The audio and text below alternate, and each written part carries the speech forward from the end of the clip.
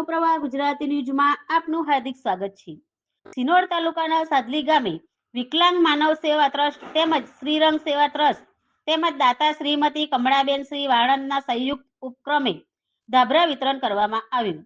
સિનોર તાલુકાના સાદલી પંચવટી ગાર્ડનમાં વિકલાંગ, હેન્ડીકેપ તેમજ જરૂરિયાતમંદ લોકોને ધાબળાનું વિતરણ કરવામાં આવ્યું હતું। સેવાકીય સંસ્થા વિકલાંગ માનવ સેવા ટ્રસ્ટ તેમજ શ્રીરંગ સેવા ટ્રસ્ટ તેમજ દાતાશ્રી કમળાબેન શ્રી વાણંદના સંયુક્ત ઉપક્રમે અંદાજિત 100 થી વધુ ધાબળાનું વિતરણ કરવામાં આવ્યું। આ કાર્યક્રમ સમયે આમંત્રણ અને માન આપી સાદલી ગ્રામ પંચાયત ઉપસરપંચ સંકેતભાઈ પટેલ ખાસ ઉપસ્થિત રહ્યા હતા। આ સંસ્થાઓ દ્વારા દર વર્ષે જરૂરિયાતમંદ લોકોને સ્કૂલ બેગ, ધાબળા, ટ્રાયસિકલ સહિતની વસ્તુઓ વિતરણ કરવામાં આવ્યું હતું।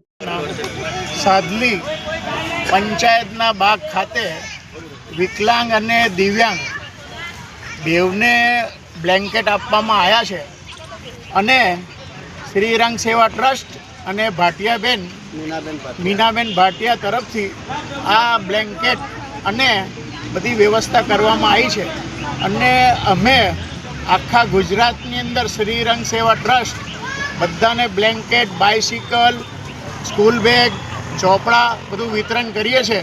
અત્યારે બી અમે અહીંયા આગળ આવ્યા છે અને સમગ્ર સાદલી ખાતે બધા જે બી દિવ્યાંગ અને વિકલાંગ છે એમને ધાબળાનું વિતરણ કરેલ છે।